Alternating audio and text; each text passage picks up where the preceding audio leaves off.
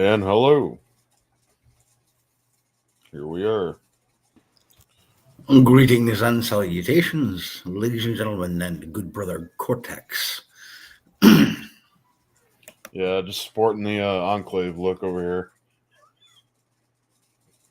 I see that. I'm kind of surprised you went with just a standard sort of enclave officer. Didn't decide to go for the Ubermensch. Oh, Frank Horgan. Yeah, Horgan. Fucking horror show that he is. Yeah. There was a literal tank. Yeah.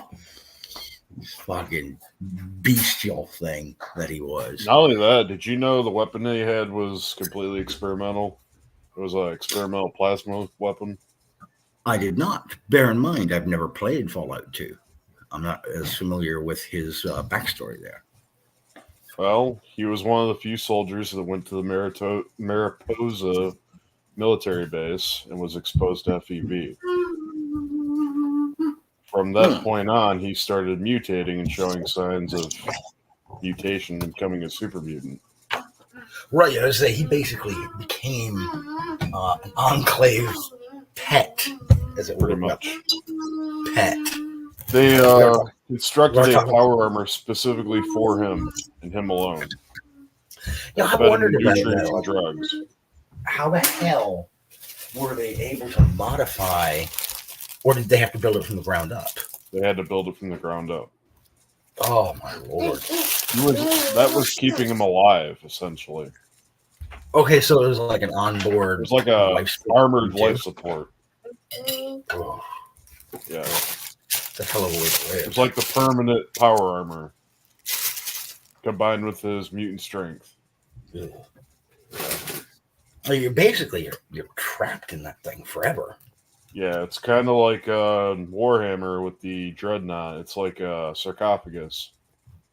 Yeah, like you're oh man.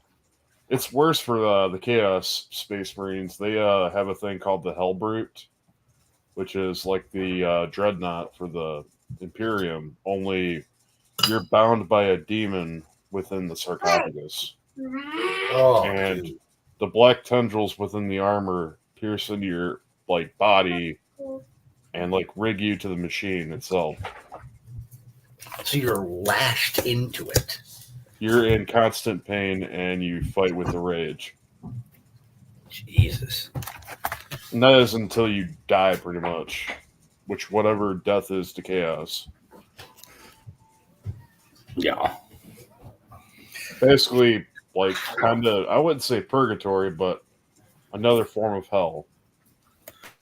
All right. It's if you look at Dante's Inferno, that would kind of be, it would almost be like climbing out of the lake of fire, only to land on the shores of the impaled ones. In the epic poem, when Dante is when he gets to the edge of the lake of fire, he discovers there's a portion of the shoreline that's just covered in these stalagmite spikes, and he turns to Virgil and asks what those are for, and Virgil just points, and Dante watches as several souls drop from above, and rather than landing in the lake of fire, they land on the spikes. It's like, geez, even if you avoid landing in the lake of fire, it's still horrific.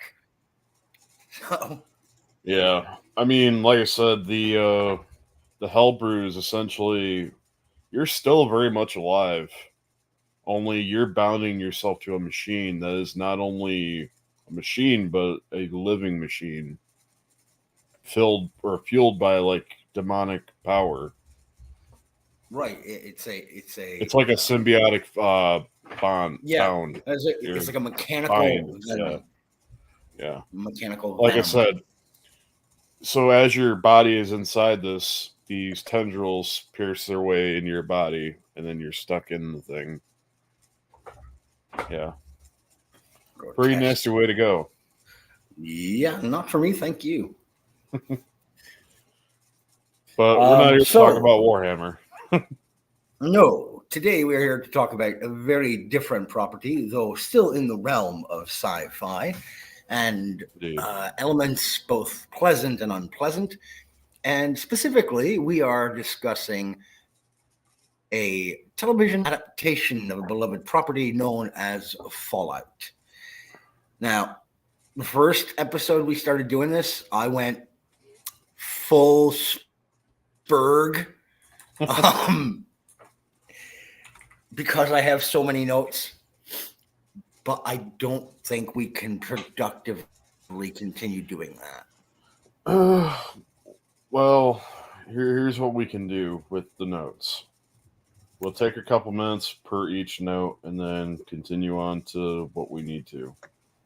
Only allow ourselves a certain amount of time to dedicate to the episode itself. Like, we'll take note of it ourselves, talk about it briefly, and then move on. Right, and I've tried to kind of pluck out a couple of highlight notes, things that I thought were more important observations to make as opposed to some others, so that I can minimize how much I'm windsocking. So, are we going straight to episode 2 right away, or? Yeah, I figured we would go. I figured we would go straight to episode 2. There was only one real other takeaway exception for me was we had something we had kind of touched upon already that we touched on last time, but I wanted to just briefly touch upon again, was that there was such a shift, such a kind of whiplash tone shift when going from Lucy and Maximus's segments of episode 1 to the ghoul.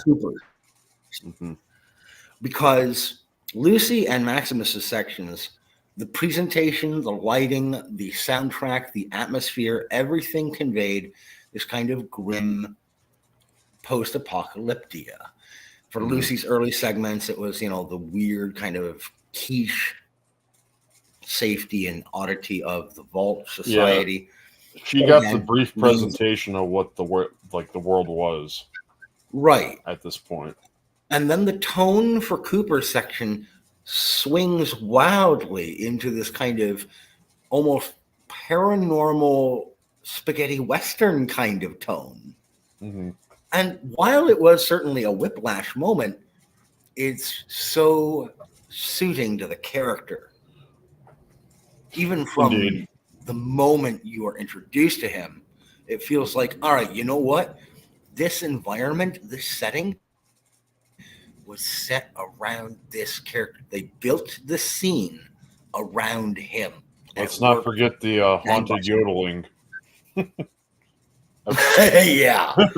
That fit very well, actually. I might add. Yeah, it really was superbly done.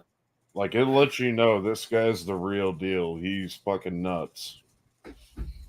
Like, he's got a past. He's got a history. Yep. Like I said, superbly done. Very well shot. I especially like that they used the old-fashioned diamond coffin.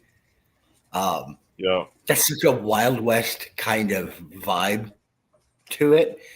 Oh, it was perfect. I had to mention, because I watched your takes on the episodes, and you mentioned the junk launcher. You were talking about the rocket. Yeah, the junk jet. The junk jet. Yep. Yeah. Yep. I love that they included that, because I remember putzing around with that thing so much when I first played Fallout 3. Teddy bears and raiders. Yep. Baseballs. And, yeah. Toy trucks were my favorite type of ammo, because every now and again on the Xbox 360 version, you would hear a little like truck honk when it impacted the enemy. It was just a neat little glitch. I have to say, I think the railway rifle was my favorite. Oh, that was another good, strapped together weapon. Yep. I love that thing too. You had that, the shish kebab, the Death Claw gauntlet. I never took much to melee weapons, but you and I have both discussed that we played the games differently. I always go in Elder Scrolls games or Fallout games. I go for the sneaky little fucker. There was the dart launcher as well. Oh yeah, the dart launcher was great because it was a silent weapon and it was a good little holdout. Yep. Trying to think, was there anything else that was a makeshift weapon? Those are the only ones I can think of right now. Off the top of my head, yeah, that's all I can immediately recall. But then we're on to episode 2. Mm-hmm. By the way, I don't know if I think I mentioned Justified, the show with Timothy Oliphant. Yeah. Or Oliphant. Yep. Oliphant. Did you recognize the little reunion between Walton Goggins and the main guy between the mercenaries? I forget his name, but he played in Forrest Gump as Bubba. That was the guy that was talking to him. He did, didn't he? He played his Limehouse in Justified as well.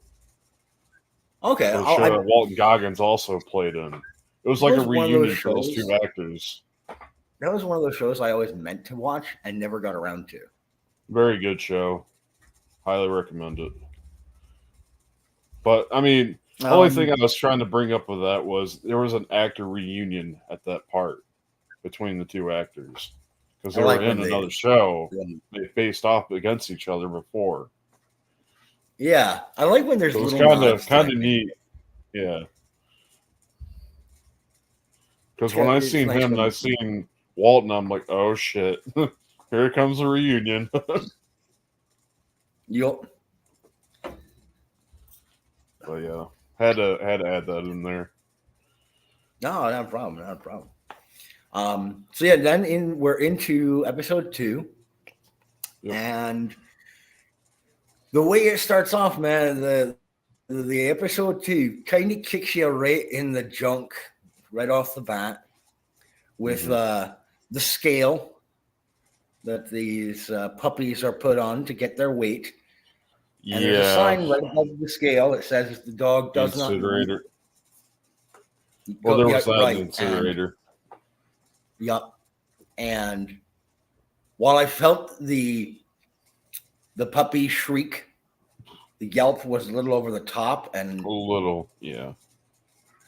Unnecessary. Not only that, even seeing him in the almost kind of like a fetal stage of just being born, but it was they looked more fetal than they did newborn. Yeah, it was a little rough going for me. But given what I know of the Enclave's methodology going into the episode, I'm not surprised. No.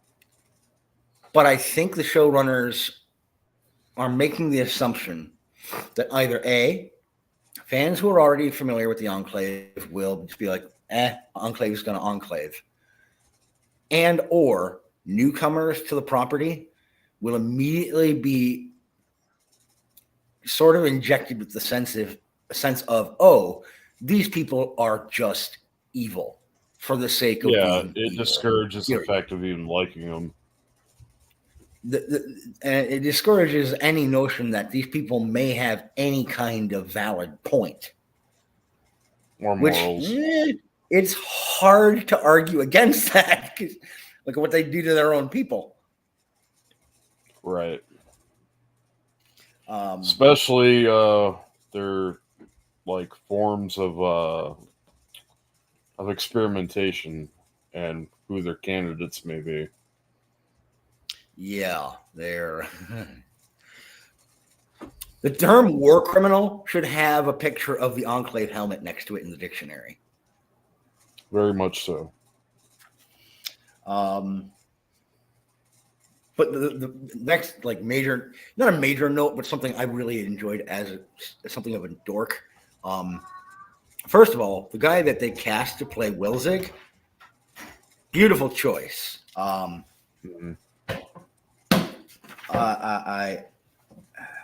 I've got the actor's name here written down somewhere. Michael Emerson. Michael Emerson was a perfect choice to play Wellesley. He looks the part of the academic, of the eternal scientific mind, of the. I think the glasses help with that too. Yeah, what's that? I said I think the glasses help with that too. Oh yeah, the birth control glasses. Yeah, so they call them in the military. It's these glasses are so thick you're never gonna get laid. That's a running joke. Yeah, but he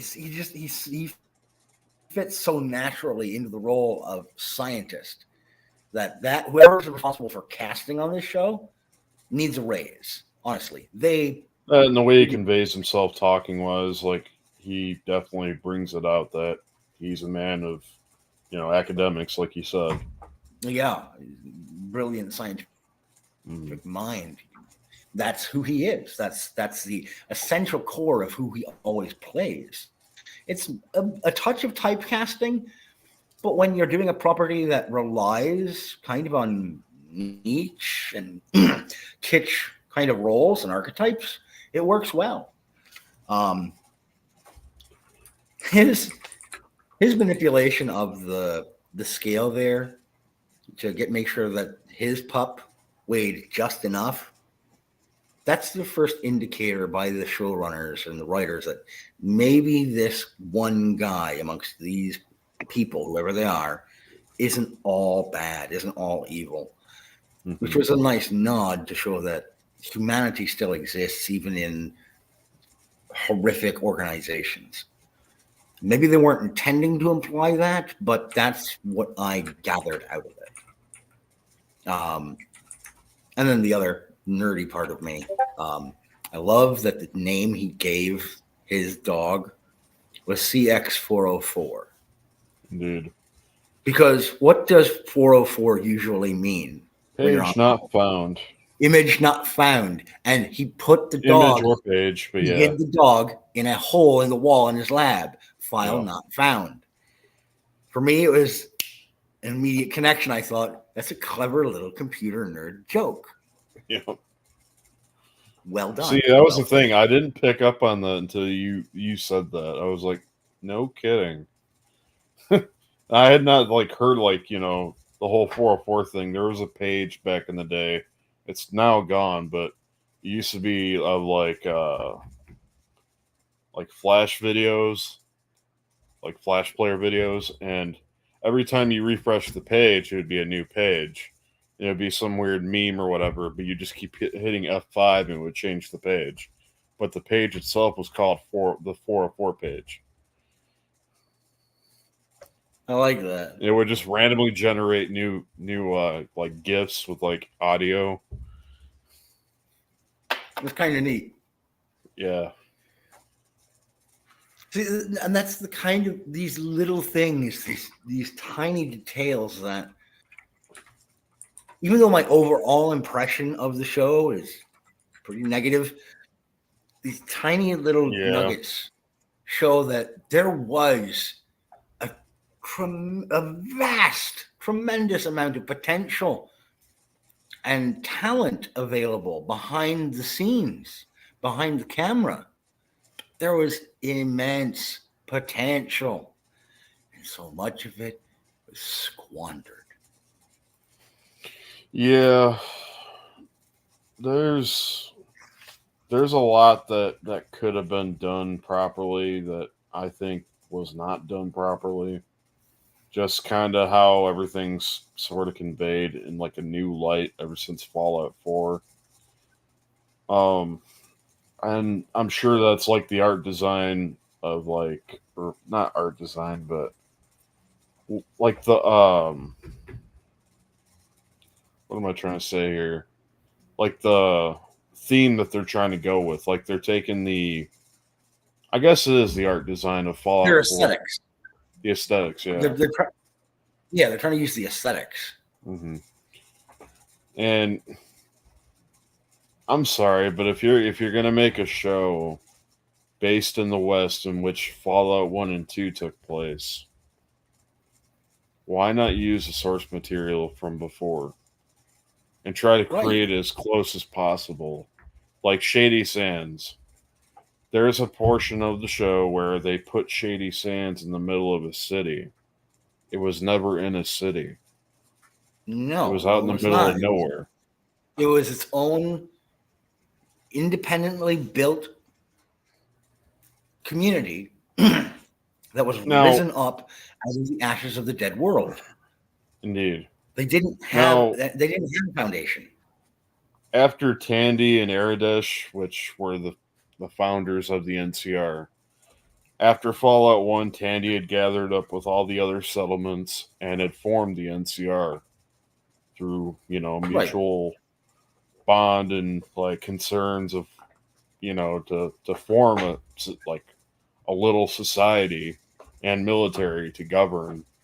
Right. It was like a trade union almost. Yeah. And the biggest thing about it was all the caravans that they did, Mm-hmm.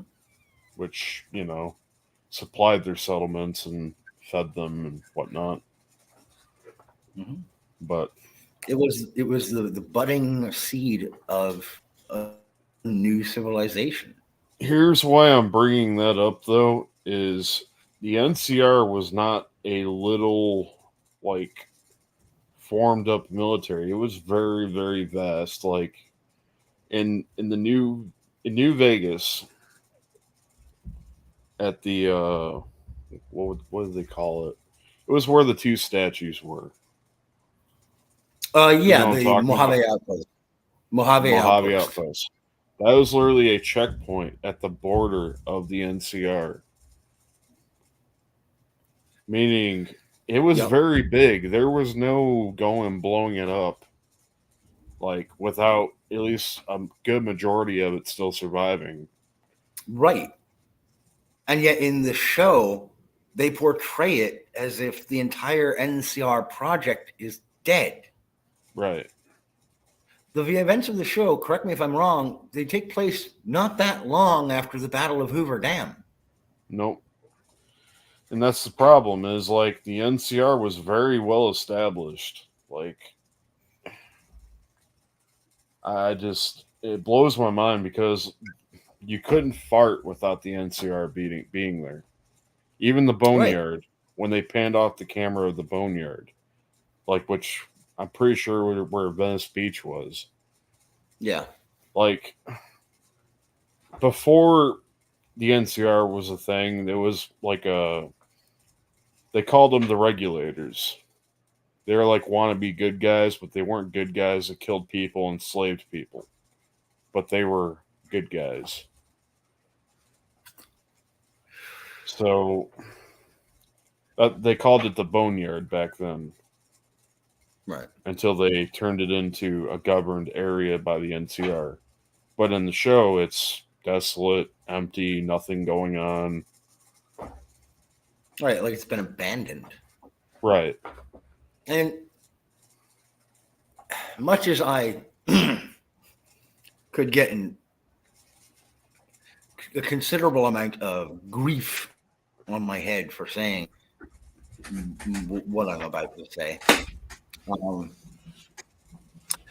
it doesn't matter if you destroy even a small nation's capital city, that doesn't destroy the entire structure. The idea. It doesn't. It cuts off the head, sure, momentarily.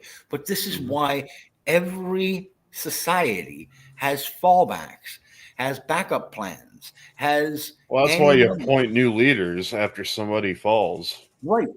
That's what happened after Tandy died. Yeah. You had people like President Kimball and,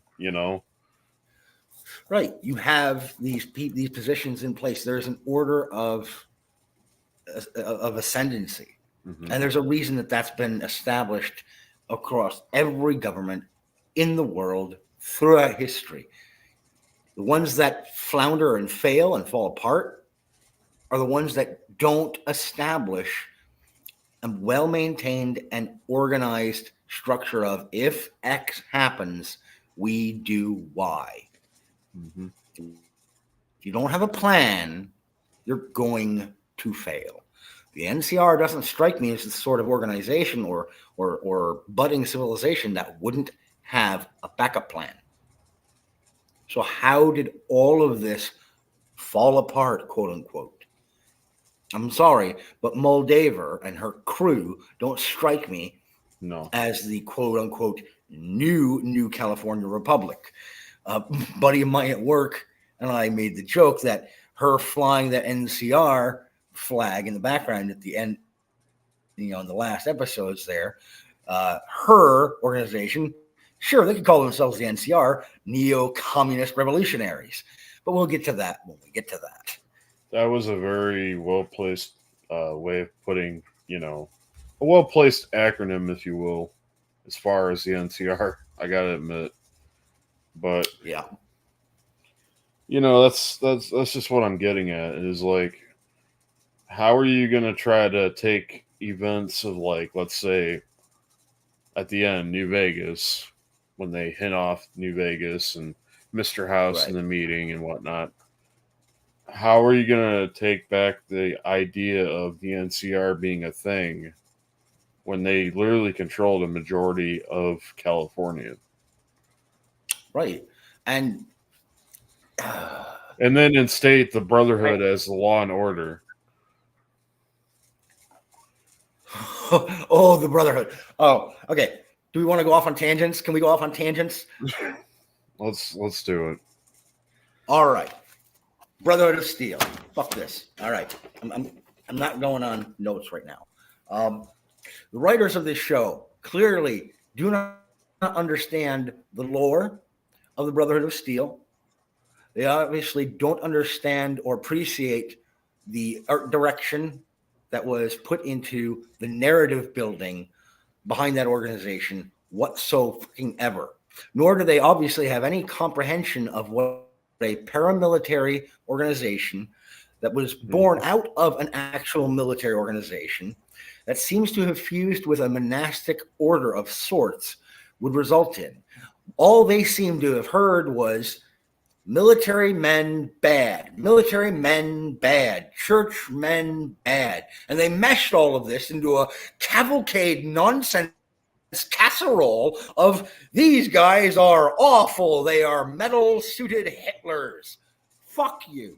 I'm sorry, but fuck you.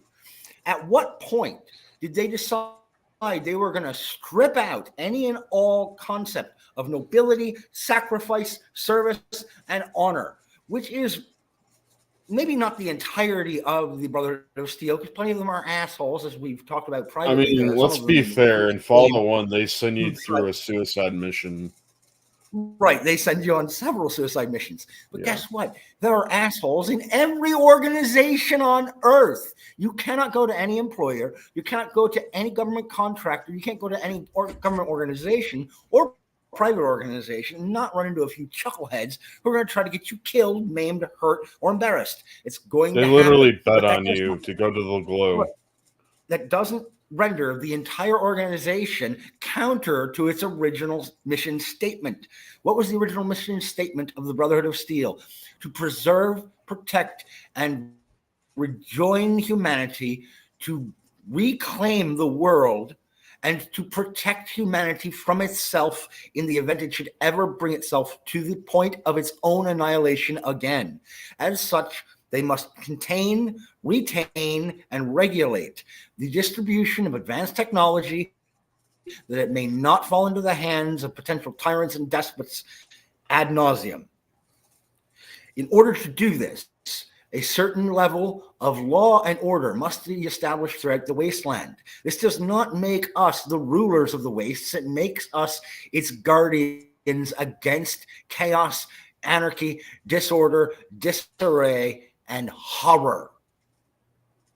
Does that sound anything like the way they portrayed them in this show? No, they seem more secluded than anything. Seclusion, I understand. I get it. But this is an organization that is a paramilitary monastic order.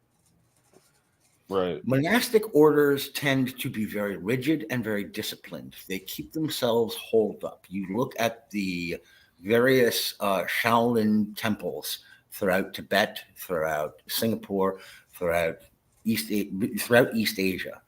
You have these temples where people devote themselves to an ecclesiastical order that is of an Eastern origin or bent. They train and study in martial arts. They train and study in Eastern philosophy, Taoism, Buddhism, Hinduism, what have you. They are typically Jainist. They are very passive by nature. They don't go out into the world to conquer, to expand. They don't try to harm other people. They try to minimize their own footprint when it comes to world events and the interactions with the people around them. They keep things to a minimum, but they know how to defend themselves in the event that it is necessary. You fuse that with a brotherhood of knights who take up armaments of metal, steel, armor, and weaponry that is similar to chivalric code. And you have a chevalier inside this metal suit that is also monastic style order. Thank you, son. You smudged them all to hell at breakfast. I get what you're saying. Yeah, with the Brotherhood. Right. Like the I was thing just they are also hunters of technology. That is still very much true. Yes. You know, they're very fond of technology. They do not like anything with artificial intelligence. For good reason. Very good reason indeed. Hey, I'm on the same page with them all the way with that. Absolutely. Same with mutants. They don't really tolerate mutation of any kind, except in tactics when they had to align with mutants and ghouls to take on the robot threat. Right. But that was again, one of those instances, I think, where, hold on, buddy. I'm trying to find the remote. Sorry, You're fine. Wanted me to change the channel, the program for him. Just one of those instances where it's the enemy of my enemy is my friend kind of thing. And this is something you find is fairly common in sci-fi, actually in any kind of fiction. What's up, buddy? This one? Yes or no? This one? Okay. Okay, hold on. He's not sure what he wants. Big surprise. The 3-year-old has no idea. Yes? Dude, if you need to change, just tell me. Don't put your hand in your pants. He's gotten into this thing lately where when he needs a butt change, he'll shove his hand down the front of his pants. It's like, dude, don't do that. You look like a 3-year-old pervert. I'm gonna mute my mic for a minute. Yeah. I guess what I'm about to say is, like, there were some things that were portrayed right with the Brotherhood, then there were things that were misworded, or I guess, if you will, like misguided in the sense of film. Like when Maximus was found out portraying Knight Titus, it was like they were going to execute him. And then they had, like, you know. Oh yeah, that I had a few issues with that. Yeah, me too. First of all, getting Michael Rappaport to play Knight Titus, that was interesting. Given how much of a klutz he is. Yeah. It made a certain kind of weird sense. But the whole sequence with Rappaport saying, you know, this is all your fault, you fucked this up, they're going to string you up. At what point in any of the lore that we know of Brotherhood of Steel, up to this point in this show, when have they ever treated their recruits, their squires, that inhumanely? I've never seen it. I've never seen the lore at all whatsoever. They don't. So Maximus should either A, know this, Although they've already shown and demonstrated he's not a very good student. He's not very astute. So if he's not very astute and he's not very good at his studies, by the way, I really liked the fact that when he got that question wrong, the teacher smacked him in the face with the ruler. Because early on sets the expectation that, hey, these guys mean business.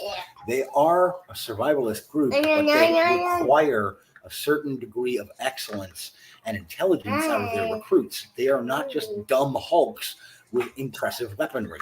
They need to know how to identify technology. Well, speaking of impressive hulks with weaponry, let me ask you something about this, about the power armor and whatnot. Sure. When have they ever had voice modulators? To my knowledge, never. Right. So why in the show? Right. Yeah, I did not care for that consistency. I didn't make a note of it, though. I did not make a note of it. That's a great one to point out, especially given the call-in, the check-in, the radio check-in when he's in Philly. But before that, something that I had made several notes on that drove me crazy was the scene with the Yagwai, the bear. Oh, boy. Where do I begin? Oh, man. Do you want to get us started? Yeah, so what Byron is talking about here is the scene in which both Knight Titus and who should be called Initiate, not Aspirant, Initiate. They even did a miswording with the Initiates. But anyhow, Maximus was told to go forward to check out this cave that they had walked into to find their target, which was the doctor and the dog from the Enclave base. So, as they're approaching what seems to be this radioactive cave, they approach it. Knight Titus is looking around and tells Maximus to go inside and look around, which didn't make a lot of sense to me because it was supposed to be an act of heroics, according to Knight Titus. Or I'm probably wording that wrong, but it was still in the same sense of it was like an act of you earn the armor through an act of courage. Act of courage. Tell me, why would you send a initiate with a sidearm to go into a giant cave when you're carrying around this big machine gun? Right? Like, if anyone is equipped to deal with something in that cave, it's going to be the dude in the giant mech suit with the enormous weaponry. Right. So that was... But even before that, when they dropped off from the vertibird, I'm bored. I want to shoot something. Yes. All right. Look, there were red flags all over the place from the moment that he was dragging the kit behind to get on the vertibird. For starters, I understand they wanted to portray Titus as a callous prick, and we've seen callous pricks amongst the Brotherhood throughout the games. Yeah. That's well established. Many of them are. Max and even in Fallout 4 would be one of them. They're not necessarily all nice people. No. But I wouldn't think that they're stupid. And the reason I point that out is he knocks on the back of the pilot's head or seat to get going before his squire has even put his gear bag on the vertibird. Right. What soldier with any amount of discipline? Well, even then, here's another problem I had. Like, just with that alone, with the big bag, when was that ever a fucking thing? I don't know. It fairly boggles the mind. It bothered me with how big that bag was. The size of a man. Right. Like, who is going to lug that around? Now, I can see one reason why they might do it. One reason only. which is to kind of poke fun at themselves, a meta joke to say, hey, isn't it kind of ridiculous that the characters you play as in the game can carry around all this shit, like 300 pounds worth of encumbrance before they can't really move? Okay. Yeah, but let's be real. That's the comic relief of a fucking game. We're talking about a show here. Right. You are trying to immerse your player without breaking them with management systems. Which they have mods for that for games. Right.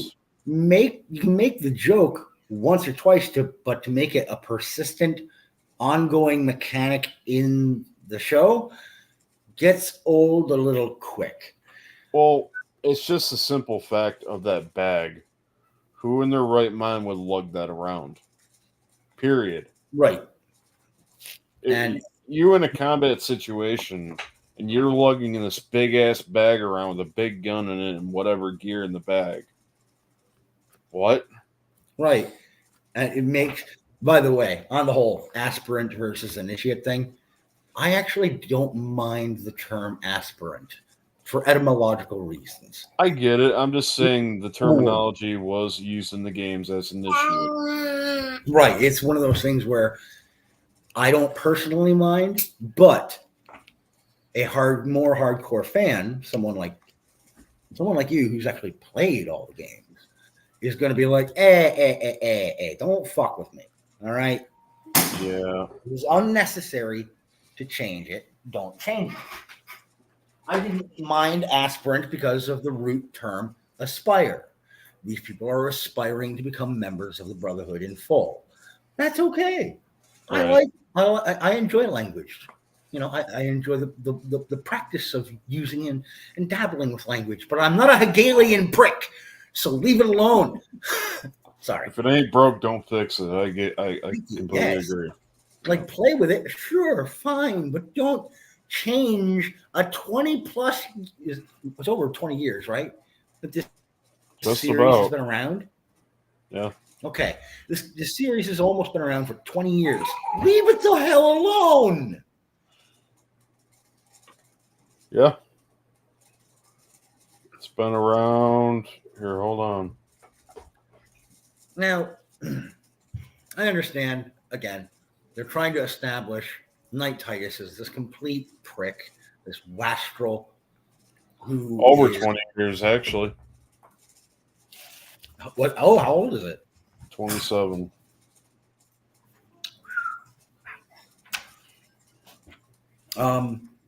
Like when he pulled off the cod piece and tossed it to Max.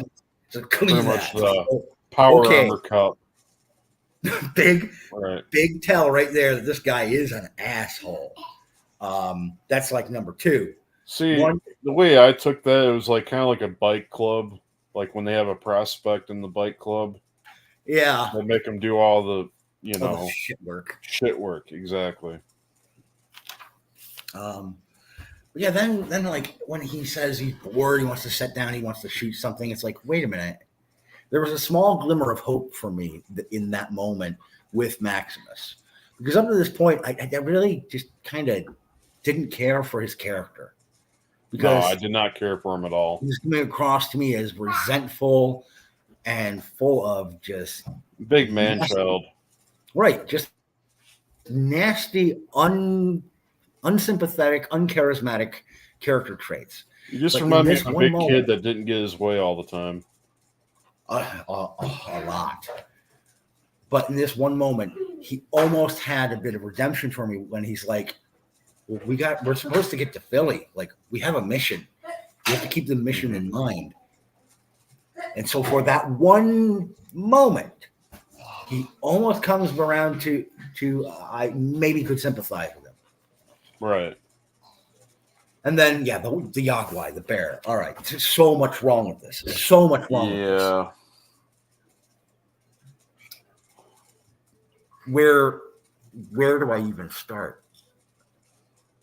Well, I suppose I'd start with,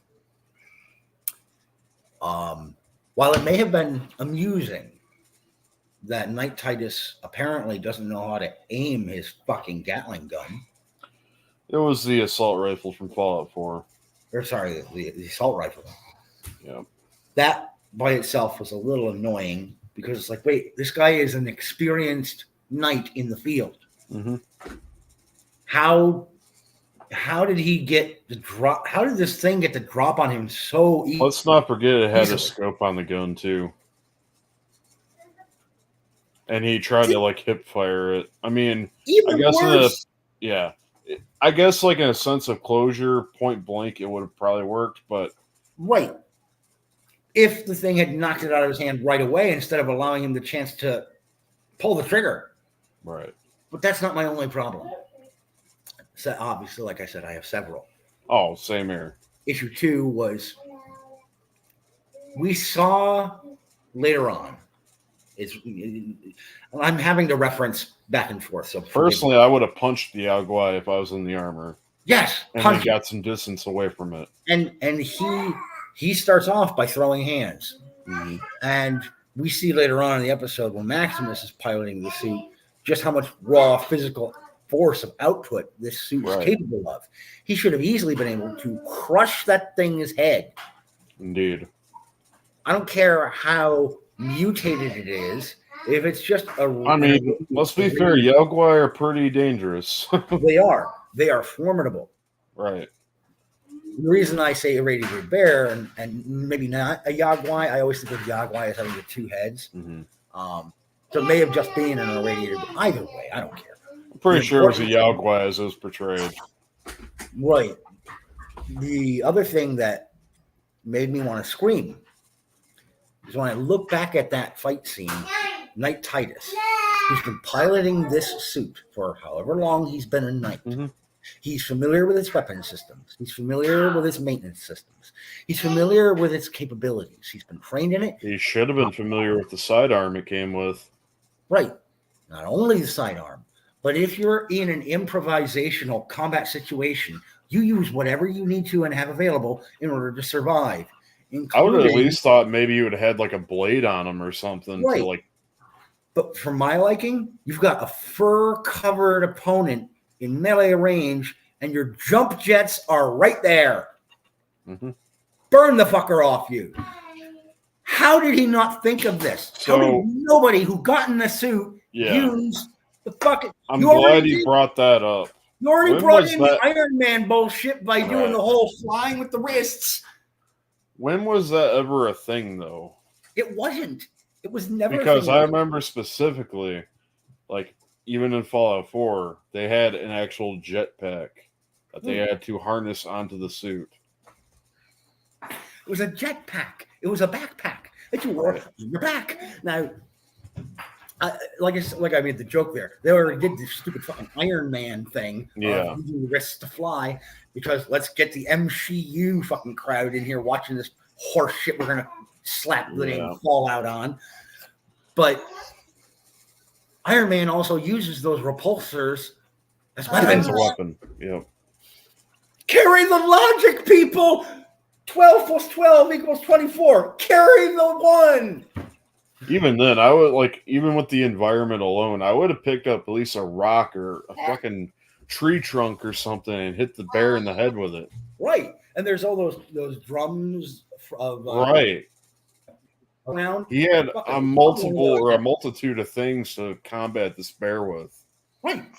So how did this experienced knight instead just go fuck? Right. Me personally, if I had the armor, gonna sound brutal, I would have punched the thing in the fucking gut, took both of my hands into its jaw, and just went.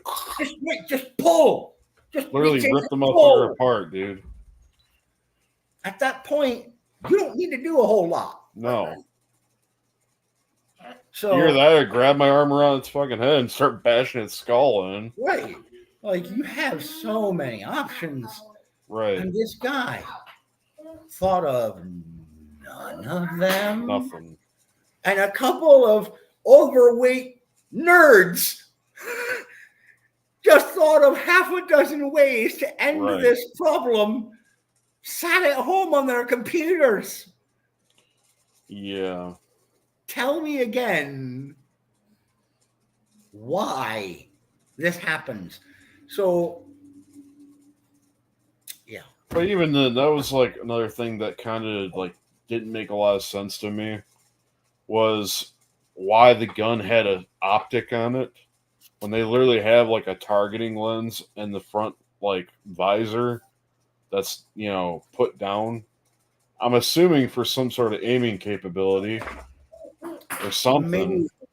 Well, what I was thinking is, oh, I'm trying to remember the name of the anime. There's an anime show called Blue Gender, where soldiers have these like armored kinetic suits. The helmet has a heads-up display on the inside, and their weapons have like those orange screen scopes. Even the power armor has a heads-up display. Yeah, where whatever is in the lens or in the path of the weapon's scope is what gets displayed on the interior of the helmet. So maybe it's something like that where it's linked up. I can see. Mm-hmm. Hey, Kills. Yeah, something similar to that. Yeah, I mean, like it's the same way with Space Marines and Warhammer. They even with their helmet, they have targeting in the helmet itself. The gun itself, like right above the barrel, has an optic that is connected with the helmet. Yeah. So anytime they point the gun, they're still aiming the gun. They may not be aiming it through the iron sight itself on the top, but the gun has a camera for the lens in the helmet fixed on it. That's attached.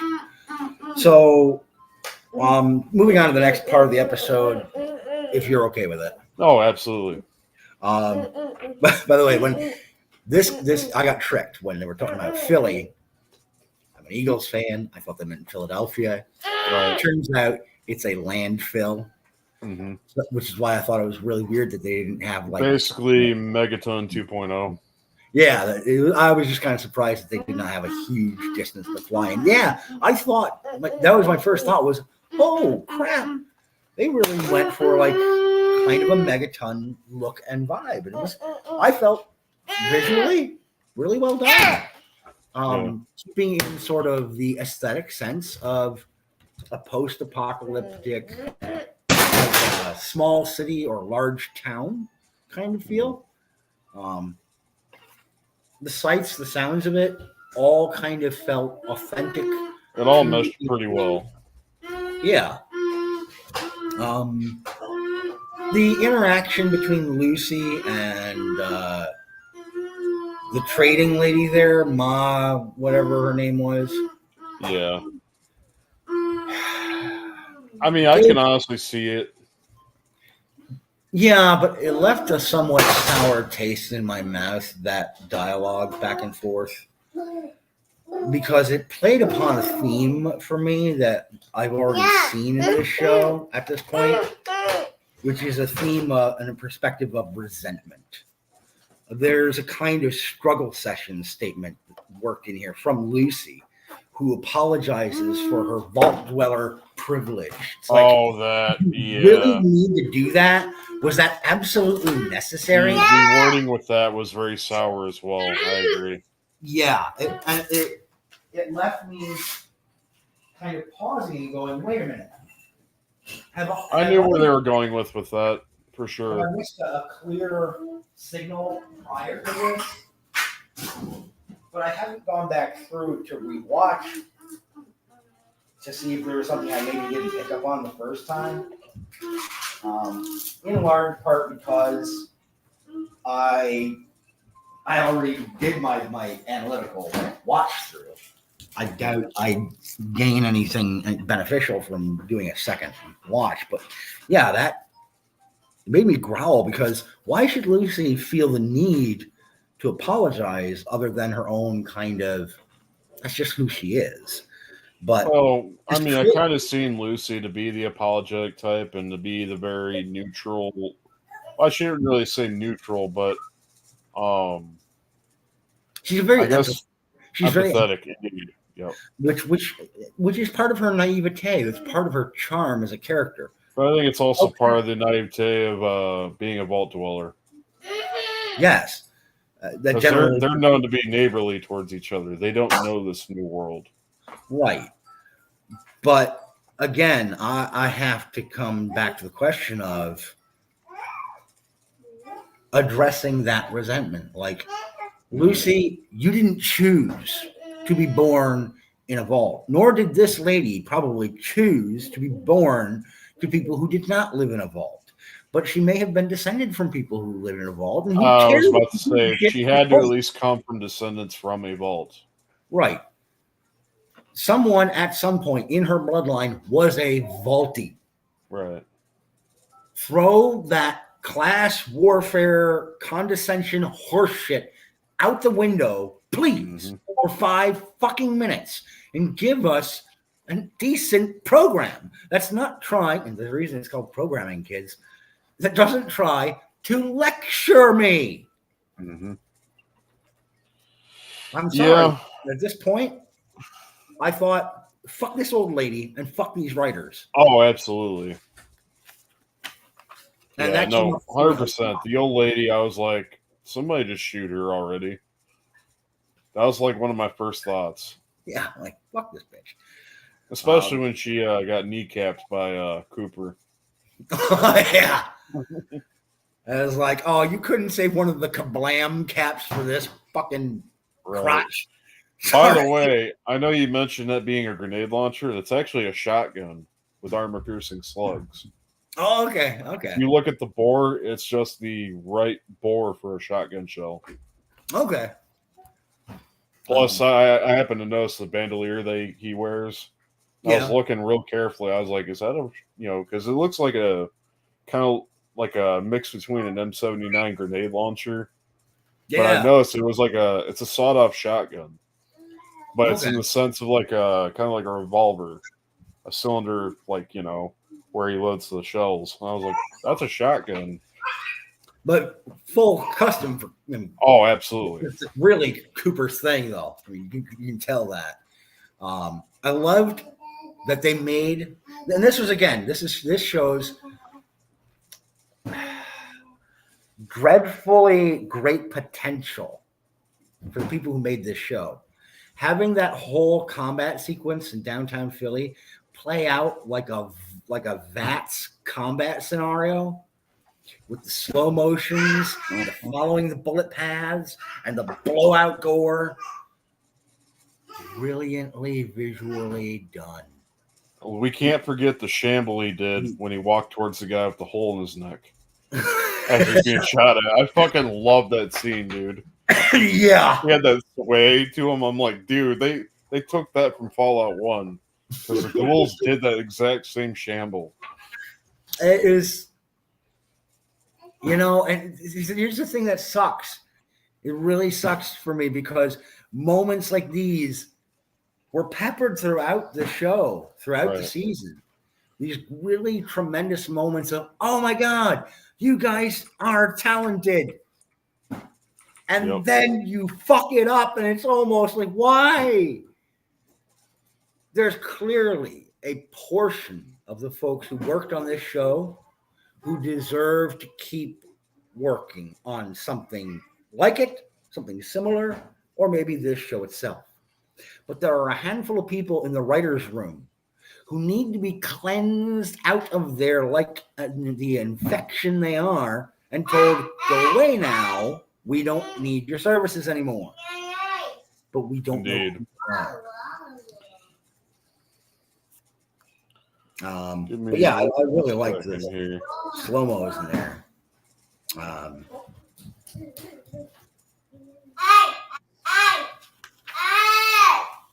I just had to put this part up right here. Yeah. When he did that chuck and jive with his shoulders. Yeah, that's the same exact shamble the ghouls did in Fallout 1. Okay. So I know it had to be a reference because he's a ghoul. Yep, and there were a lot of those, like I said, those little things that were like, that is awesome. Yeah, so especially the moment where that guy's breathing, gasping for air. Yeah. He's like, well, I'd offer you one of these cherry tomatoes, but you got a hole in your neck. I honestly, I kept When you said that, I expected Cooper to grab one, shrug, and like try to shove it in the hole in the guy's neck. There you go, buddy. You need it. Right. It's the only thing I think. Like, please do it. Nah, that's okay. It's Yeah. all right. It worked out okay.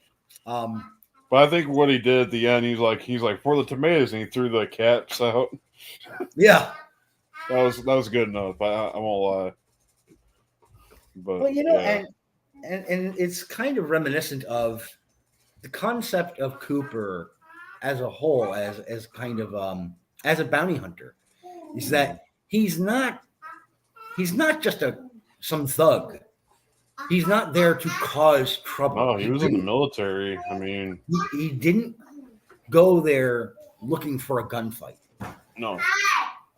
When someone opened fire on him, he responded. And Well, that and being like we've mentioned this before, because ghouls in the Fallout universe and how they're treated. yes. So as soon as they're like, "Well, you're not welcome here," he's like, "Well, Right, I'll make myself welcome here." There's this immediate, kind of like, oh no, we don't want you because Your kind's not allowed around Right. here. Your Yeah. kind turn feral and eat people's faces.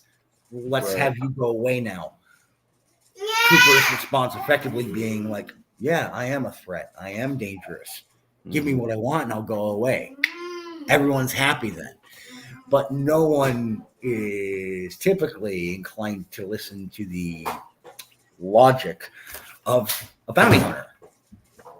So both by vocation and by the nature of him being a ghoul, he's starting off about 18 steps behind the starting line for a normal social interaction. Oh, for sure. Definitely not getting a date anytime soon. No, unless he goes over to Vegas and Right. talks to Fisto. Got a free side.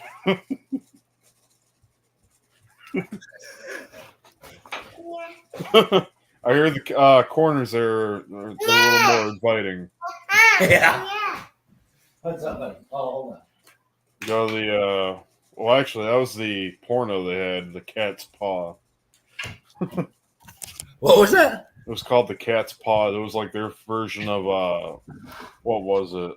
Oh, yeah. It's like their version of the Bunny Ranch or some shit. Yeah, the Bunny Ranch. Yep. That's the name of that place? Yeah, it's called the Bunny Ranch, but it was like Bunny something too. Lord. I can't remember. The only like store or establishment in Freeside that I remember really well was the Van Graff's place. Oh, That's yeah. there you go. That's because I killed everybody there. Yep. I was like, I guess because every time I play the game, I raid that place and take all their weaponry. Yep. Take it all in the back room and steal it. Yep. I never have any compunctions about those people. Ever. No. So, another little thing that I thought was pretty neat was the whole Jim's Limbs thing. But I was a little annoyed by it as well. Yeah. Because in the beginning of the shootout sequence, or near the beginning, Cooper introduces this massive issue, which is Will Zig having half a leg. Right. Literally blown off to a stump. Right. And he's going to bleed out if this is not addressed. I thought, okay, how are we going to address this? And they kind of drop in this little Deus Ex Machina of, hey, here's a thing, a gadget, a device that will give him a new foot. It literally grinds your bone down to like a certain portion to fit on. Right, like that part of it, I thought was actually somewhat logical. Yeah, it was like sticking your stump through a chipper. Right, just kind of like rounding it down. Buddy, how you doing there? Everyone say hello to Colin. You sweetie. Hey, can I have my chair back, dude? No, why not? You can't think of the reason. Yeah, that's what it was called. I couldn't think of it. It was the Atomic Wrangler. Yeah, go over there. They'll Oh help you out with that ghoul booty over there. yeah. But oh yeah. Well, I mean, the rest of the episode wasn't necessarily terrible. Really, I enjoyed that there was a reference to the Ripper. They brought that weapon in. What I most conflicted recall, on the though, Ripper. Why is that? Because the Ripper was a combustible engine, and they made it into like an electrical like weapon as opposed to what it was before. It actually made like a chainsaw noise when it. Yeah, I was like, there's an offset. Like, okay, I understand they wanted to make it a little bit more compact on screen, but it didn't look right. Right, as an in game, the thing was bulkier. Yeah, it was like, because didn't you have to have a motorcycle? No, you're thinking of the shish kebab. Okay. Yep. But still, I remember the Ripper being a bigger weapon. It was a shorter weapon. It was like a little handheld, but it still had like a little engine in it that was combustible, like a regular chainsaw. Right. It still made a chainsaw noise when you revved it up. Right, it didn't have that electric whine. Right. And even by looking at the like saw, like when she's getting ready to use it, you look at the saw, it's not going fast. No. Certainly not fast enough to cut through bone. No. Like how long did it take her to cut his head off? Well, I was about to say, unless she's got some like diamond like blades on that thing, but even then it would still take a little bit. I mean, hey, he brought it from the Enclave. Maybe it is diamond tip. Maybe. Lord knows they've got the budget for it. But throughout the episode too, when Welzig first comes upon her at the campfire that she makes, that was the first time I kind of felt like someone, thanks buddy, someone at the writing staff was being very shortcutty. Like how the hell in all of this wilderness did he happen to come across her? Right. But then he kind of quickly points out, and accurately, like, you should know better than to light a fire at night. Right. Maybe that's the only reason he managed to locate her is because he saw a campfire. Yeah. But what would be like out of the norm, but like at the same time, like a campfire is not really like an out of place type thing. Like I remember several times in Fallout 1, 2, 3, even New Vegas, where campfires are still active at night. Right. You still had people who were wandering. Granted, there were probably like a group of some kind. Exactly. Is you'd have a caravan or a handful of people where they could take shifts covering each other's backs while they slept, keep the fire going. Whereas Welzig could not have known until he approached that Lucy was alone. I mean, that's the only thing though, is that really could have been anybody. Right. At that even point, from a distance, even if you've seen a fire going, like that could have been literally anybody. Right. And how would he know? Because I don't remember seeing him pull out binoculars or a far scope or anything like that. Hey, Scuba. You're welcome to stay, Kels. That was, thank you, Kels. So that was really all I had for episode 2, except for the last kind of things that Wells said. Something. What's that? The Enclave base, when they were taking that body that was on the gurney. Oh, right, yeah.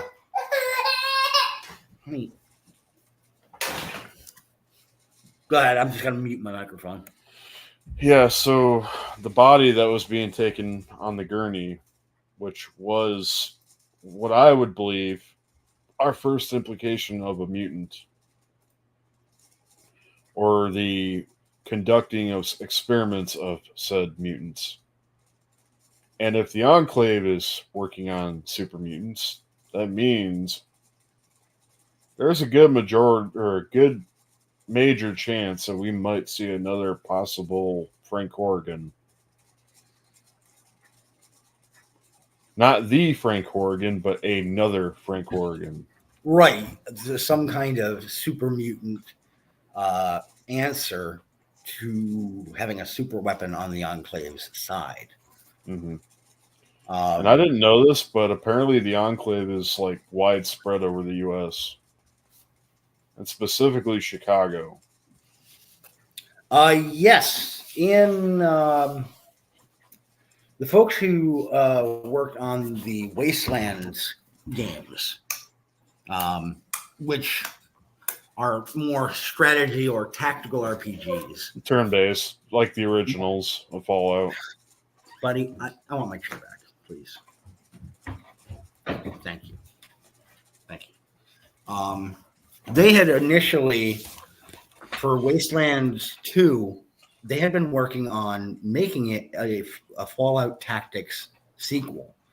Mm-hmm. And they had initially apparently wanted to have the main plot stem from the Enclave developing a new type of power armor in their factory in Chicago, in the ruins of Chicago, where they had become sort of a really ingrained small nation state. That they had pretty much taken over most of Illinois, like half to a third to a half of Michigan, and parts of Wisconsin, and were spreading or stretching out into Minnesota. The Enclave really was starting to rapidly expand by effectively sending out their super soldiers in these giant super suits, crushing all of the tribes that had established themselves in those regions. But then I don't know exactly what happened. There was some legal issues between the folks who were working on Wastelands. They were not allowed to use the Enclave or the intellectual property and storylines based upon them. That makes sense considering the friction between Obsidian and Bethesda. Yeah. Yeah. Another thing I was going to note, I was made aware not too long ago, but the power armor in Fallout 2 that the Enclave utilized was the XO1 power armor. Apparently, that was a prototype to what is the XO2 power armor. So the power armor that you've seen in Fallout 2 was the prototype. The power armor in Fallout 3 was the next step up. Okay. And I think the reason why is the power armor that they used in Fallout Tactics was so similar, like the Midwestern Brotherhood armor. Yeah. So similar to the Enclave armor in Fallout 3, which is why they didn't want them to make their sequel. Right. It's like it's got the same curvatures and angles to the, especially to like the shoulder plates. Even the helmet. It's got the same, like, kind of like swoop. Swoop, and even like the horns, sort of. Yep. It's kind of got like the little like curve with the horns on the top. Well, yeah, I think that's why they call it Hellfire armor. Well, the Hellfire armor was more like a gas mask respirator look. It was kind of more of a circular kind of look. Like, here, I'll show you. Wait.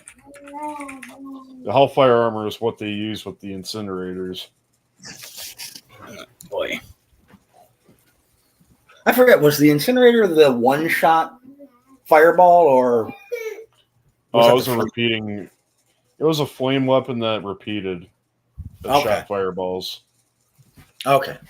I couldn't remember if it was that or if it was the flamer. Was the flamer an ongoing flamethrower too? Yeah, it was a flamethrower. Okay, I couldn't The flamer remember. Itself was a flamethrower, and then they had the incinerator, which was like the projectile weapon. Okay. Yeah, because I usually don't use like the heavier weapons in Fallout when I play. So that's the Hellfire armor right there. Oh, shit. Yeah. So when we were talking about the XO2 armor, this is gonna blow your mind because it's odd but crazy you brought that up about the possible legalities of making the sequel to Fallout Tactics. Yeah. So hold on here. Yeah.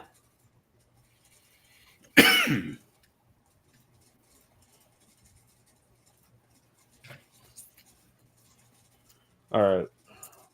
So if you look real carefully at this armor, oh, I don't want it to be zoomed that much in it. That's the Midwestern power armor that they used in Fallout Tactics for the Brotherhood. Yeah. That screams Enclave. Right. So if we take a look at the XO2 armor,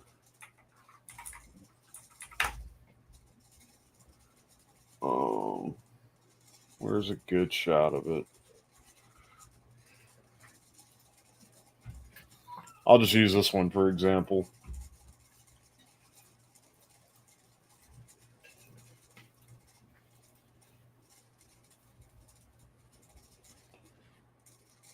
Yep.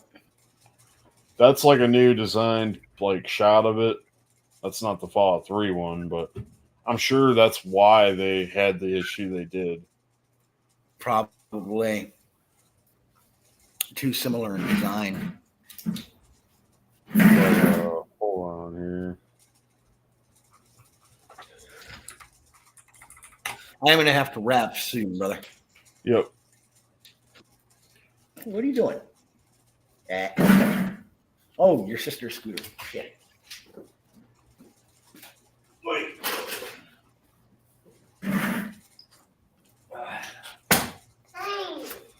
Okay, but you gotta make sure to keep it out of the way of Mom's car when she comes in.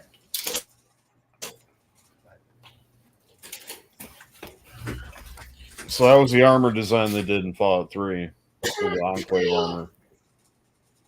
Yep.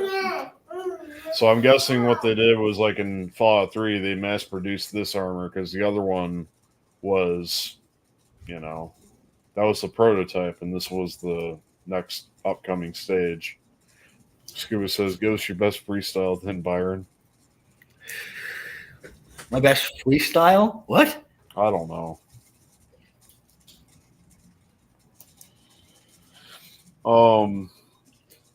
Yeah, I think we pretty much covered the episode 2 Fallout show pretty well. Boy. What would you say thoughts of the episode, like review wise? Like, what would you give it out of 10?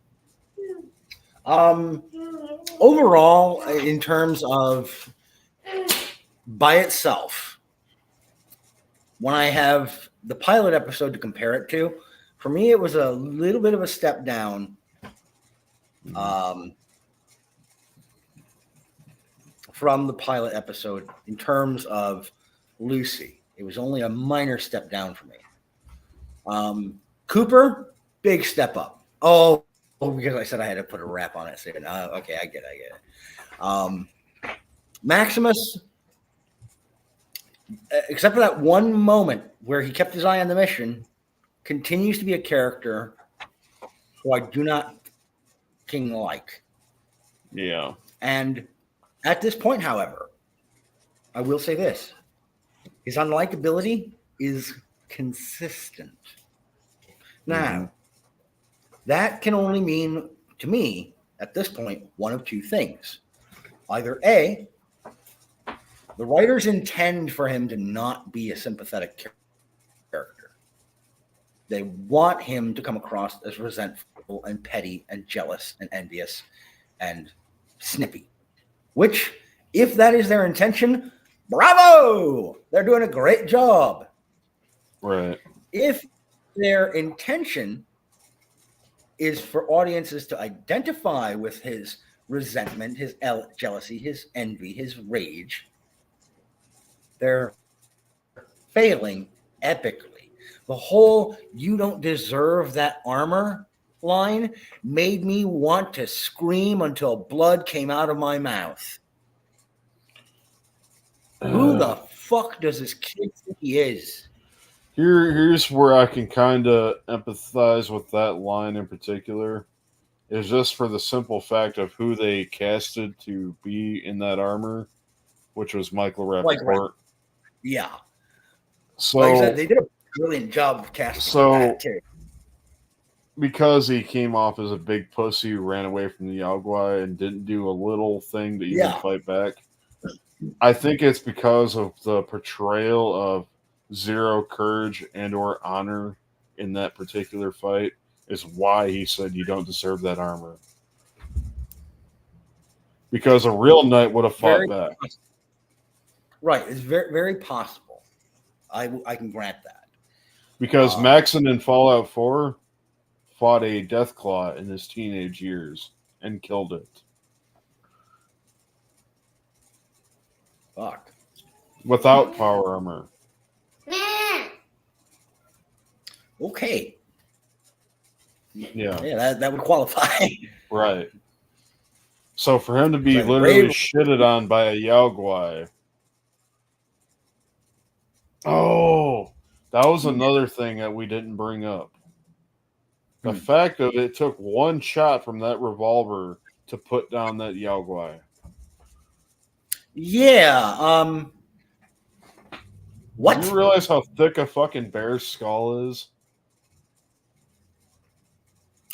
I have the rifle to kill one with, don't get me wrong. But a small caliber gun like that wouldn't have done it. Right, a handgun is not going to do the job unless you shove the barrel against the bear's eyeball. Right. And even then, you're guaranteed nothing. I will say the Ranger Sequoia from New Vegas that the Rangers carried probably would have done the job. But the gun he had was no Ranger Sequoia. No. Because that literally shoots a rifle cartridge. That gun was literally meant to say fuck you to anything they came across. Right, and that is not what Maximus used. No. It further puts me back to wondering, was this an actual Yaogwai or was it just an irradiated bear? Even then, a bear alone, the skull density of a skull of a bear is fucking crazy. And if you're going to say, and I'm sure there are people who are going to come by and try to chimney sweep on behalf of the people who wrote this show, saying, well, radiation damage can cause, thinning of the bones or fractures along the structure. No, shut up. You want to be Mr. Science for this one fucking moment, but then you're going to ignore all the other flubs? Kiss my dick. He used the 10mm revolver, which was the obvious Fallout 1 gun that you start with. That's the same sidearm you start out in Fallout 1 with. It's I believe it's like the Colt 6 something 10mm. That caliber alone would have not punctured that skull. Hell, you could barely kill rad scorpions and rats with it.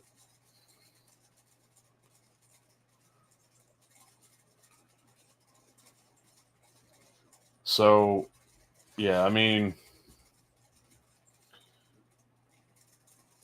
just from the shot alone that I'm about to show off here, that is the same gun that you start out with in Fallout 1, which is the revolver 10mm. You can't even kill a rad scorpion with that thing. Not one shot. Mm-mm. It took a couple shots. Right. Unless you had like better ammo, like the JHP or whatnot, but even then, that's still a bear. Right.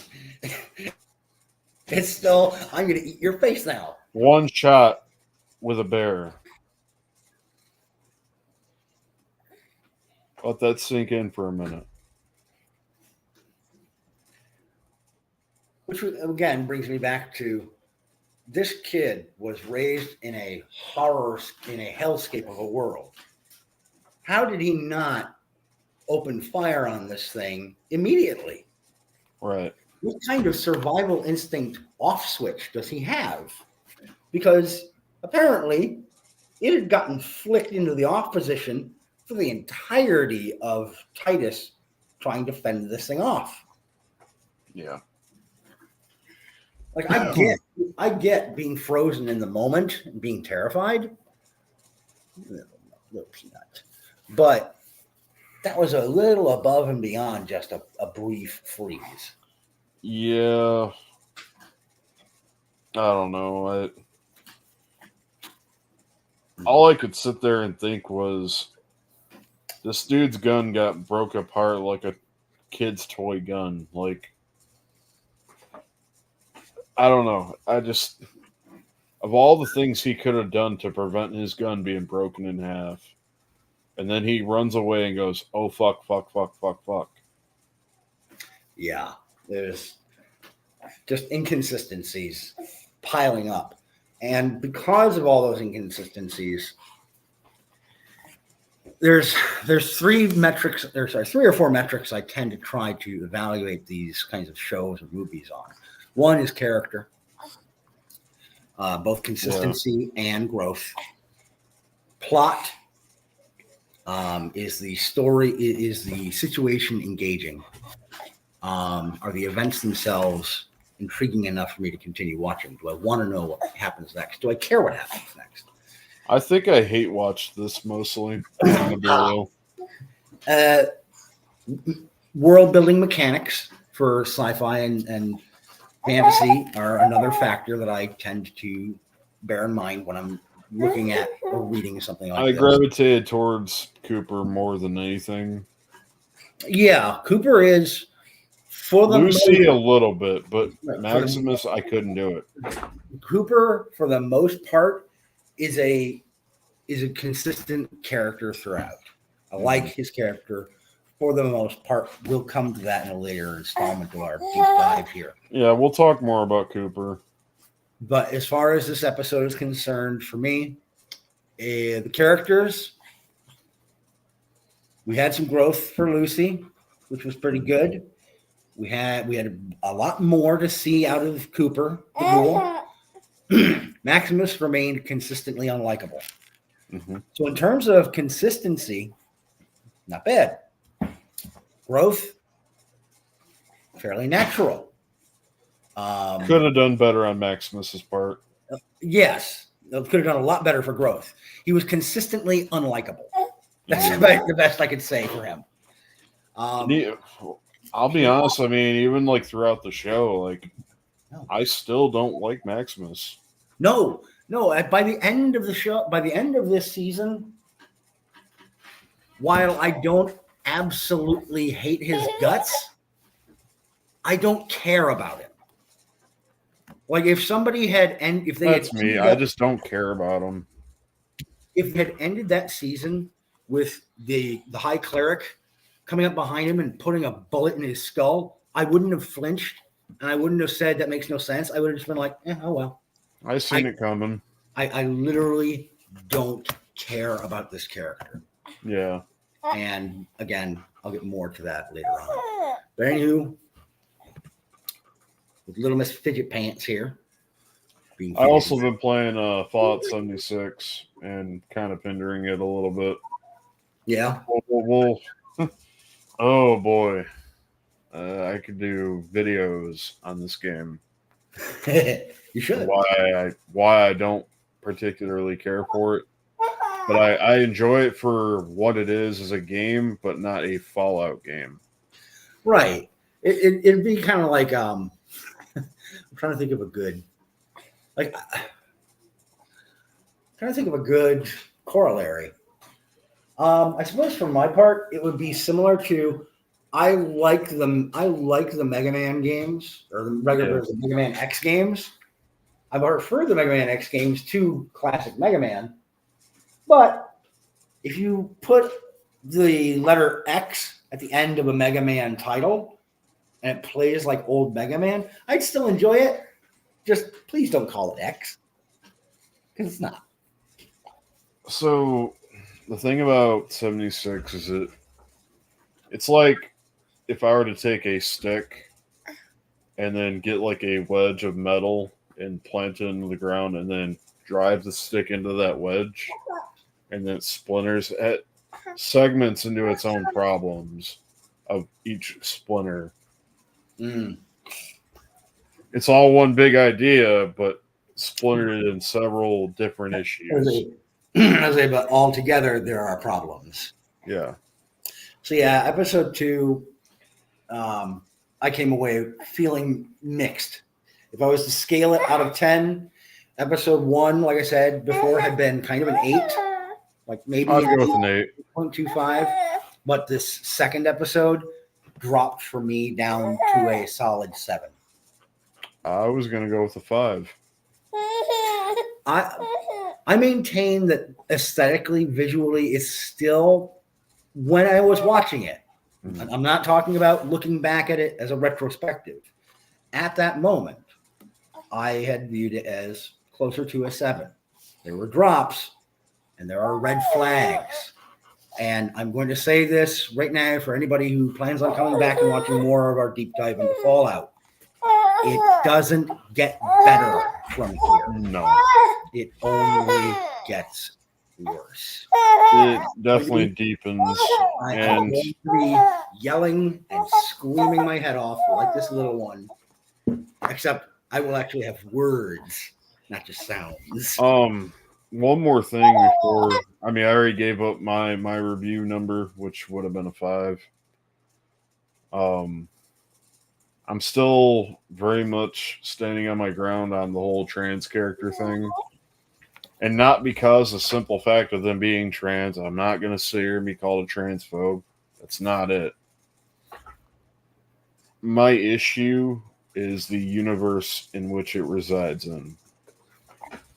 Right. We're in a wasteland period of time. Right. There's no time for that nonsense. And none of that should have been a thing. Let's not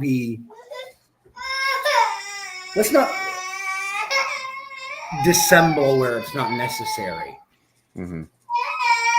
Where would there be any room for this kind of extra needs attention placed upon this person? Yeah, that's my biggest issue is with Dane, which I'm sure Dane probably does really well in some cases, like as far as the actor themselves. But in this case, it's not needed because it doesn't make sense logically. We're talking about descendants from a vault in which, 200 years into the future, like, do we not understand that some people that were civilized went to towns to repopulate and pass down generations of knowledge and whatnot to others literally forming their own tribes and still going back to the more or less caveman era of thinking. Right. It became much more of a unga slunga. Right.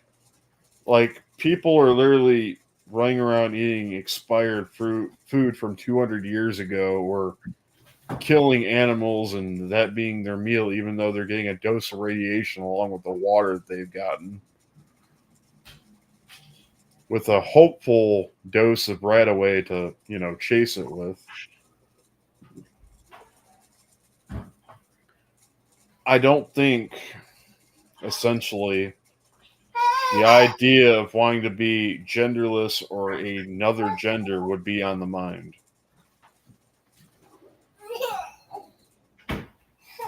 I'm sorry, but that's where I stand with it. Because it doesn't make logical sense. No, it doesn't. They don't live in a society where it matters. Exactly. It wouldn't matter. And if we're going to cut through the bullshit when it comes to an organization like the Brotherhood of Steel, why would you introduce this complicating factor into your organization? Answer, you wouldn't. You would strip that shit out. You would say, knock off the nonsense. This is reality. Deal with it. We're not making an exception for you, for your fifis. Either even then, line and straighten up or get the hell out. Realistically, the Brotherhood would even reject that. such as they would with synthetics. Right? They wanted to destroy the synths. Right. It's like even mutation alone, they turn their head to, and probably are shot off of premises to get away from them. Right. It would be sort of a, hey, look, we don't want to necessarily kill you. Go away. We don't want to deal with you. That you'd probably be warned with some form of energy weapon of some kind. Right. What was that? Oh, that was just a plasma round. Go home. Right. Well, or a ray of laser flying past you. Right. But I need water. Yeah, well, so do we. So fuck off. You know? Well, I mean, it's just, I'm not trying to drag this on, but like that's just my feelings on that with Dane. Realistically, if we're gonna, well, we've already established that Bethesda doesn't give a fuck about the lore nor Amazon, which we'll get into that later on in the show. Because, as Byron said, this show takes a very, can we say dark turn or bad turn? Well, the thing is, like, in terms of plot, it's not like anything becomes dour or death and destruction. It's more the quality of the writing has already come under a few questionable moments, and it doesn't get any better. We'll just say the ideologies come into play, and the writing sinks to a not a very good spot. It gets bad. And it gets bad in a hurry. Give me one more minute. I want to touch on this briefly, but give me a minute. Yep.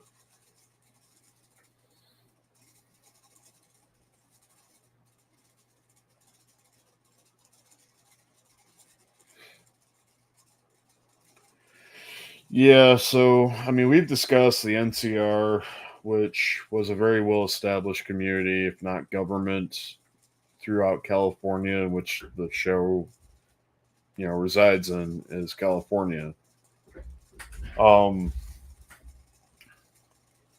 kind of scared because since we're in California, that's where things are going to be. Well, they also touch on Vegas as well, Nevada, but I'm kind of scared on what they'll do with Mariposa, if they even touch on Mariposa.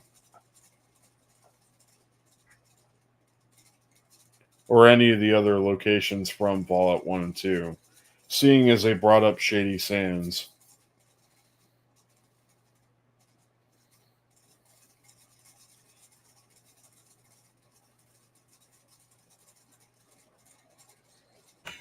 Sorry about that. Had to set up the little one. She is getting cranky. She needs her nap. The ideology getting thick as we proceed forward.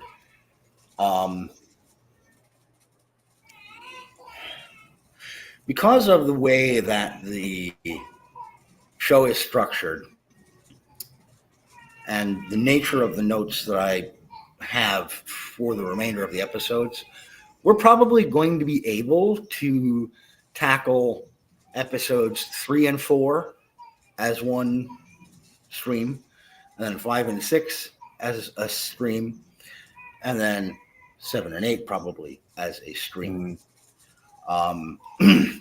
Because they kind of from here on start almost pairing up, particularly in the thematics and presentation. I will say that visually and audibly, most of the remainder of the show continues to be high production quality. I'll grant that. The acting the acting continues to be pretty well done. The performances of the people who were cast in this show by and large, are commendable. Yeah. I had a little bit of a grumble with Thaddeus's character, the way he was portrayed. But I think that has more to do with I know that kind of kid or that kind of guy. I've Yeah. worked with that kind of guy, and I've always found them mildly insufferable. So I'm bringing my own bias, unfortunately, into that when I view that character. That's Because without another whole can of worms. As far as Thaddeus goes, I had my own feelings and take on him. Even with the show's writing and how they portray him. And it's not good. Oh? Mm-mm. Why Because so? it kind of comes into play with the woke ideologies that play into the show. And Okay. I also believe it has to do with skin color as well. And why they portray him the way they do. For Thaddeus? Mm-hmm. Just I didn't take that so much. because he's dumb. But he's trying to be an aspirant, but he's not exactly there mentally. See, I didn't think Thaddeus was dumb at all. He's, how do I put this? When I say dumb, like I get what he did, like to try to get away from Maximus in the episode when he took out the fusion core and all that. But it's when they came across the fucking weird monster with the fingers in its mouth. The Gulper. Yeah, the Gulper. That whole scene with the Gulper, which I don't really want to get into too much because we want to. We're gonna save that. We're gonna save that. I have a All whole I'm saying, thing. yeah. My whole thing with Thaddeus is just the representation of him. It just seems a bit off when it comes to other characters. Okay. And I've noticed this in other shows. And Fallout's not the only one. I might take I've noticed us. in shows like From and a couple others that I've watched recently. Which I do recommend to watch From, by the way. It's a good show. Okay. I'm gonna check that out. Like I said, I had a different takeaway of Thaddeus, but that's something I think maybe I'll save for next stream. Yeah, we'll get more into Thaddeus. I feel like there's some representation that could have been done better with him. Because we're talking about the Brotherhood here.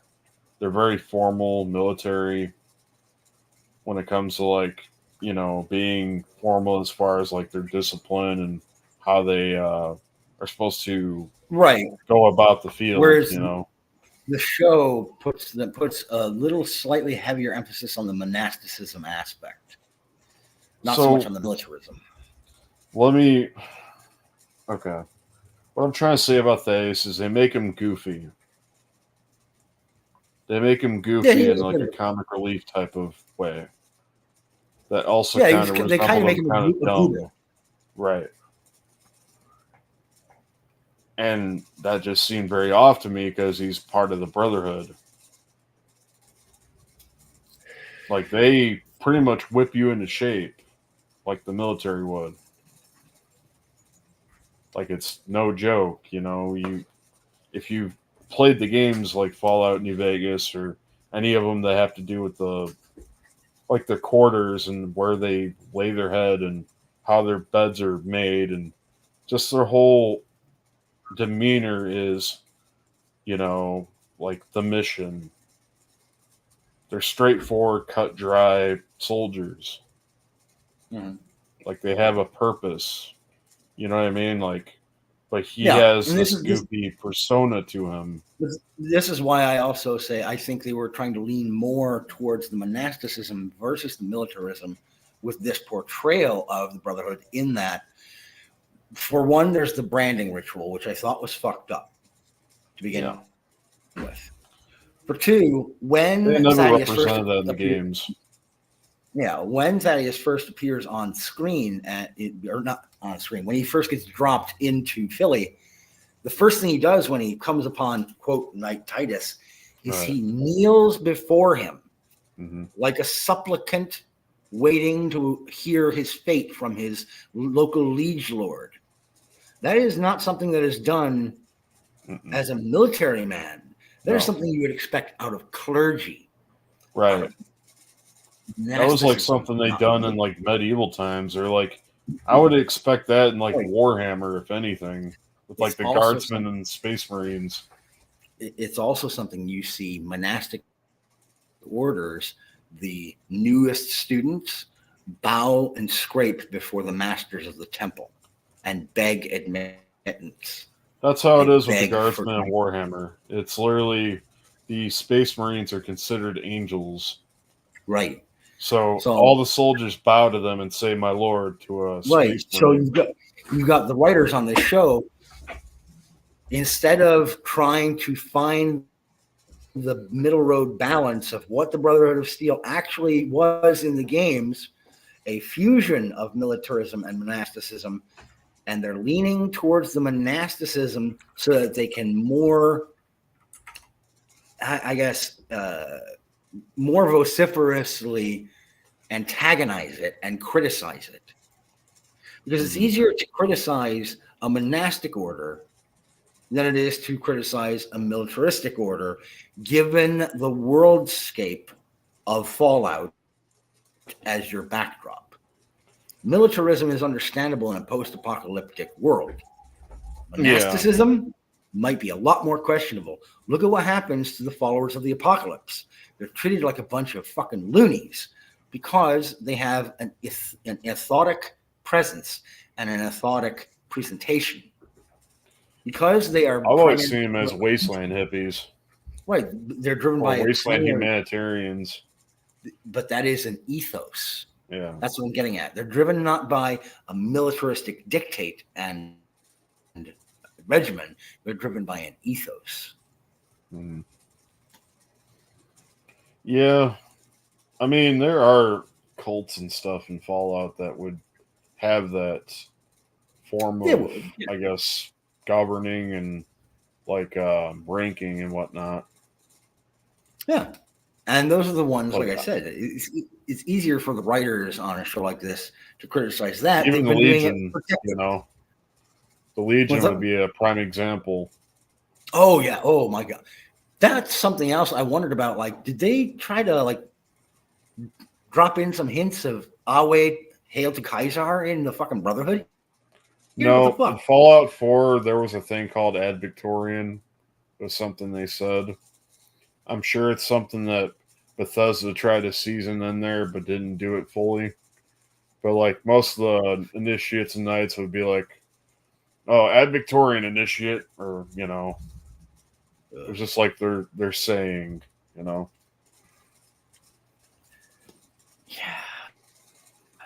Yeah. You don't use lemon pepper to flavor curry. It's an old cook's expression. Yeah. But yeah, that's going to do it for me, folks. That's for me. Well, brother, I thank you once again for hosting our program here today. And hopefully, thinking Friday again, or do you want to? Friday will do it. So, ladies and gentlemen, this is ByronOfSidius, Joshua T. Calkins. I'm Cortex. Host of the Storyteller's Corner at storytellerscorner.substack.com. Substack's a lovely little place to head I need to get that find... link there so I can post that in the chat as well. Oh, sure. Hold up. Let me, I will message it to you.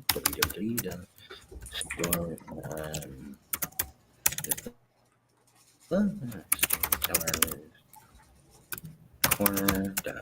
Come on. Slow ass computer. I'll drop this link in the chat as well.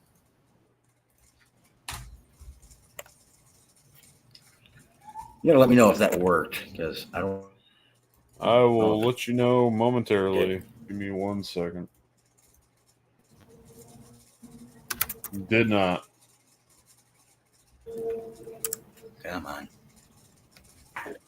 Says it's I not hate secure. having a slow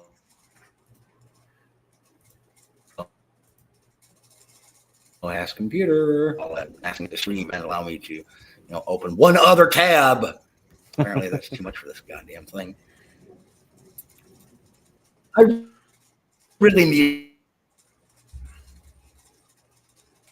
He's lagging out. A new computer. I seriously. Bad is it?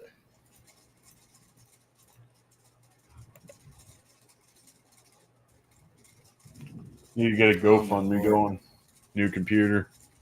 Here we go.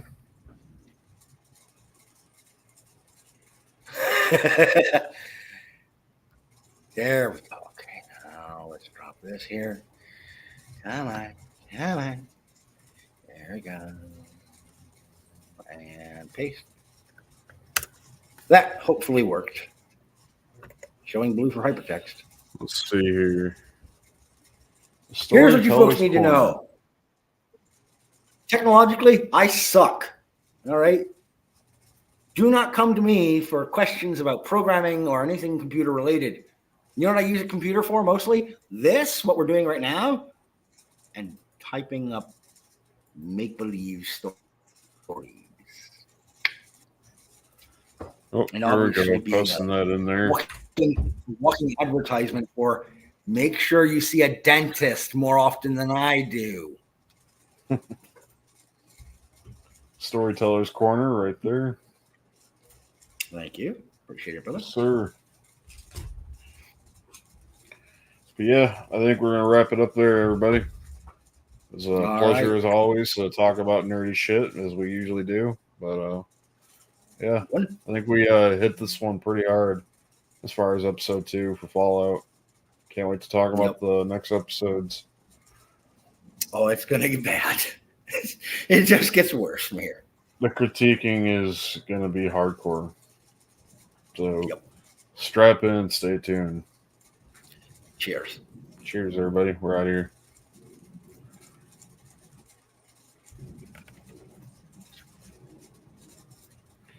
All right.